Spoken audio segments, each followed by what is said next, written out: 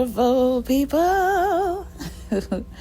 Welcome back to my podcast, guys. It's so good to talk to you on today. Welcome to Surviving the Narcissist with your girl, Mommy So True. Oh my gosh. Is it just me, or is anybody else listening to this kind of always felt like you were odd? Maybe it used to be that. It used to be that you felt like you were odd, but hopefully now you're discovering that you being the odd one out, the weird one, the strange one, you turned out to be odd and strange and weird for a reason.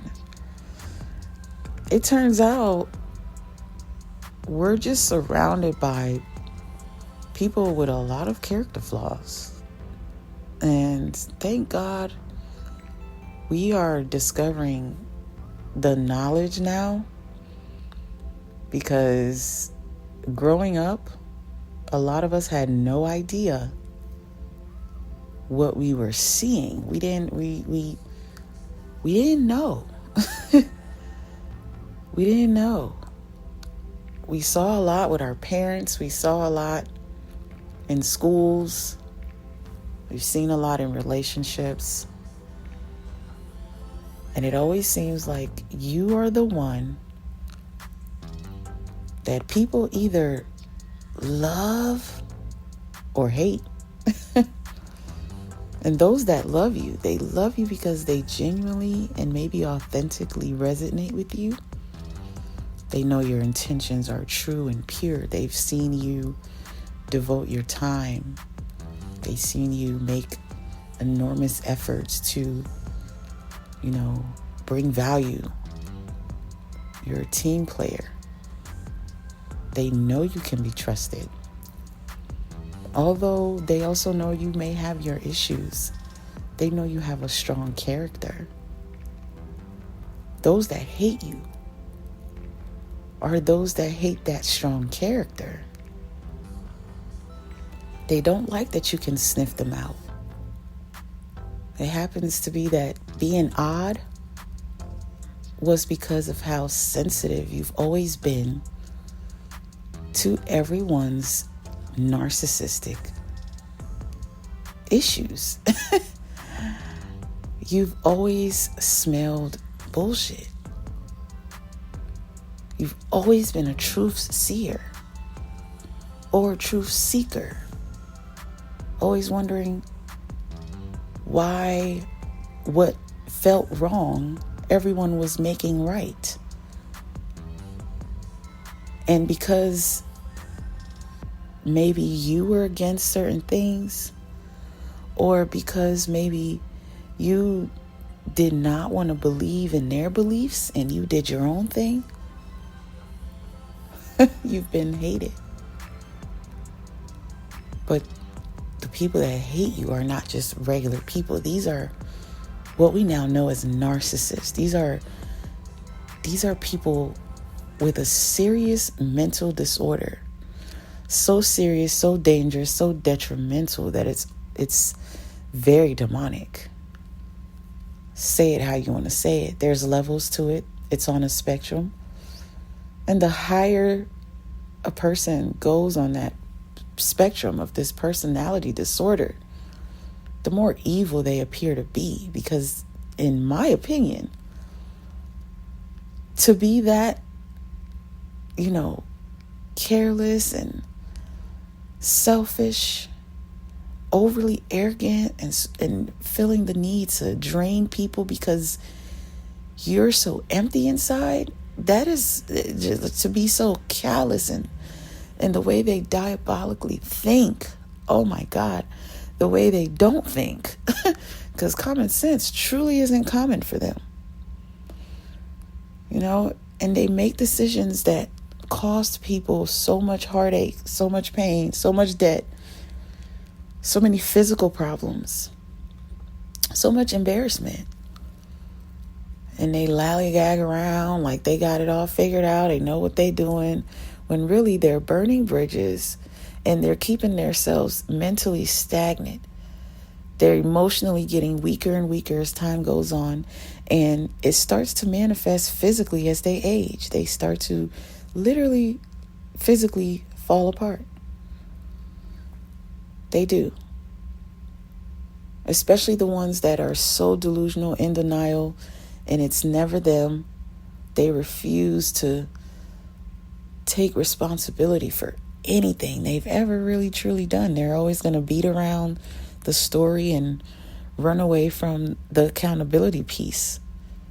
Pointing fingers, playing victim. The worst part, the playing victim narcissist. I think that now recognizing that being an odd one really makes sense for the empaths that we are, guys. It makes sense. It explains the chosen ones that we are. And we feel everything. We feel everything. We feel when there's a need. We feel when we're being used. We feel when someone's not really being authentic. We've become very dangerous for these type of people. And I just want to encourage somebody to walk in their dangerous mode. Don't be afraid to be dangerous. Don't be afraid to be odd.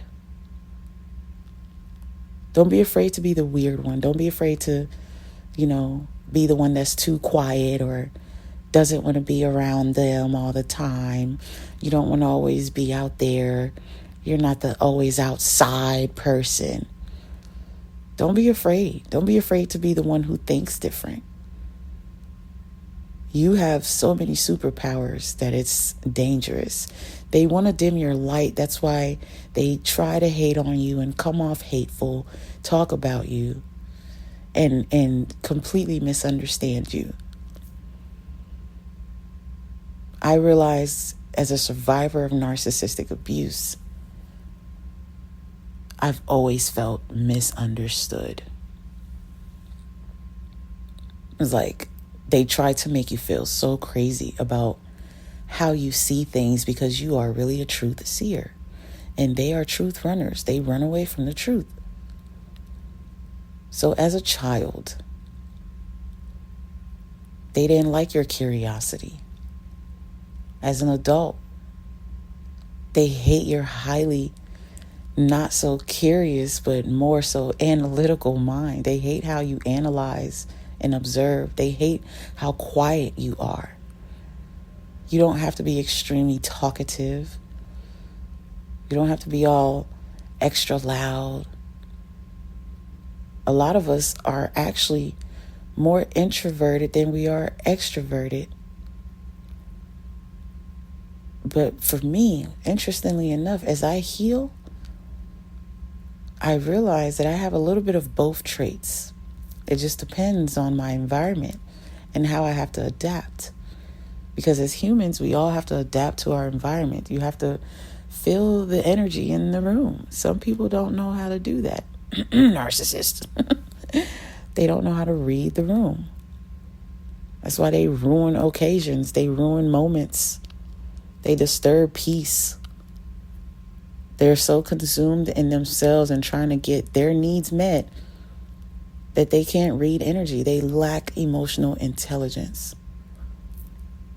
This is why we are the ones to forever stand out, and they will either love you or hate you. Our emotional intelligence is high, and the more we survive narcissists, the higher it goes, the higher we climb, the more dangerous we become. A lot of us, we're tapping into our supernova modes. Narcissists aren't getting too far with us anymore. We're learning to be wiser, stronger, braver, more courageous. speaking up more, speaking our mind more, letting our opinions be known, knowing how to be quiet when it's necessary, knowing how to withdraw information when it's necessary, knowing how to not tell everything about ourselves and let it get used against us. We're becoming more and more dangerous. And the beautiful part of that is we're not just so observant that we're protecting ourselves better. We still feel people's emotions and we understand them so deeply that we still show compassion, love, and grace to people who deserve it. That's so beautiful to me. We still have so much empathy that some of us, we even look at our abusers and we're like, I feel sorry for you. Like, I'm going to pray for you because you need it. You know, like, you are the problem and that's your problem. Oh my gosh. I'm just grateful for the healing journey. I'm grateful for the fact that I can look back and say, wow, all those times, all those years that I spent in my life feeling like I was weird, feeling like I was an issue because everybody else just was immature. Emotionally, they were immature. Mentally, they were immature. Like, I've always had a mature sense of wisdom to myself. And I truly believe that a lot of you listening to this is you. You've always been so wise, so intuitive. You've always seen through BS. You've just been around people who try to make you not see that. Make you doubt that even is a gift for you. Some of you dream, and your dreams are real. Some of you, your imaginations are really prophetic. You are that. So gifted, like spiritually. You tap in because you're a natural healer. You were born with purpose. And they envy that. Narcissists envy that. Because a lot of them, they have these talents and skills, maybe even gifts, but they don't know how to use them. And here you are, we're talked about, looked at crazy, but your accomplishments are outstanding. Your strength is remarkable. Your resilience is beautiful. Your mind is beautiful. The way you accomplish things, the way you take care of people, it's amazing. You're so unique. That's why I say those that love you, they love you because they treasure you. They cherish the type of person you are. You pour into others. You don't put yourself before other people, not because you're a fool, but because that's love. You show love. Unconditional love, not conditional love.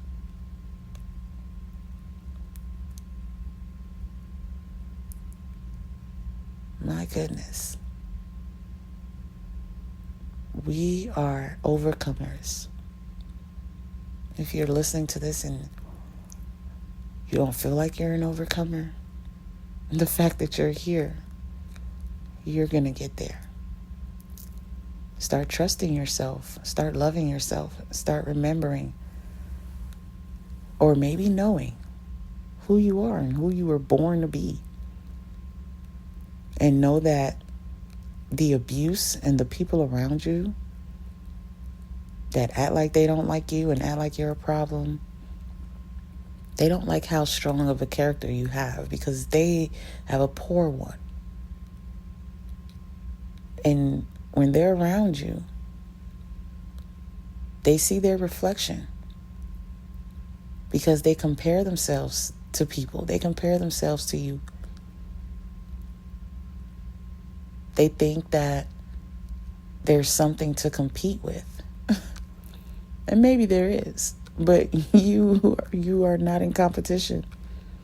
They are, though. They are. That's how insecure most narcissists are. Even your narcissistic parent. He or she may really envy you And that's why they treat you a certain way or talk to you a certain way. Narcissists criticize, belittle, and demean for a reason. They want to break you. They compare you to other women for a reason. They want to break you. They aim for your confidence and your self-esteem. Because as long as you have those two things, you'll be way too powerful. You'll see how weak they are. You won't allow them to control you. They won't be able to manipulate you. And once that starts happening, you become a problem. You become the one that thinks, you're too good. You're too good. Why are you staying away? Because you're isolating yourself more. You're distancing yourself more. You're disconnecting from all the drama more. You're not answering. You're talking less, or maybe talking more. Maybe you're healing loudly and it's irritating them. Those jealous siblings can't stand to see you thrive. That narcissistic ex can't take it that you're moving on. But too bad, so sad. Because you will keep thriving. Oh my goodness. Thank you guys for listening to me. Thank you for joining this podcast from wherever you're listening from. Much love to you. I appreciate you so much. Can't wait to talk to you again soon. Just wanted to drop in a brief word of encouragement to you on today. And just let you know that, once again, we are powerful beings. And we're surrounded by a lot of weak people, and they want to drain us of our energy. Calling us names and making us feel crazy and trying to humiliate us, trying to control us. They'll use religion to do it. They'll use sex to do it. They'll use money to do it. And they'll play with our personality. They'll play with our character. They'll play on our empathy. They'll play with our love. Man, it's exhausting to be around narcissists. And I think that a lot of us have always felt the exhaustion since we were young. We've always felt it. It started with our parents for a lot of us. But the good thing is, as abusive as it's been, it's building a monster within a lot of us. Like, not a bad monster, though. Or maybe I shouldn't say monster. To them, they're seeing us as monsters, though. That's why I say that. Because we start scaring them. We start being scary to them. They start literally being afraid of us. Now they start making, lies up and trying to assassinate your character and trying to make, a whole new narrative with new people and come off as different. Like, whatever. That's because they're intimidated by us switching up and becoming wiser and stronger and standing on business. They can't stand the fact that we wisen up and become strong, like extremely strong. So strong that some of us can be in the same room with them and not be bothered by their tactics. Actually learn how to drive them crazy. Use their tactics against them. Oh my God, that's what they really not ready for. And I don't know about you guys, but as time goes on, oh my gosh, my mouth is becoming lethal for narcissists. I'm not the one they want to take their try, because I'm going to shut them down. I'm going to say something that most people in their life are afraid to say. I'm going to say things to them that they didn't even know anybody knew or saw or noticed. I'm going to use my gift and destroy that demon as needed. And the monsters we've become, really, I should say, we've become demon slayers. out here slaughtering narcissists left and right with our swords from above. The divine is like, man, y'all got it. I gave you guys the tools. Use it. I gave you that intuition for a reason. I put you in isolation for a reason. I let you go through it for a reason, because I wanted you to tap into your inner strength. You've never been crazy. You've never been odd. You've always been you've always been divine.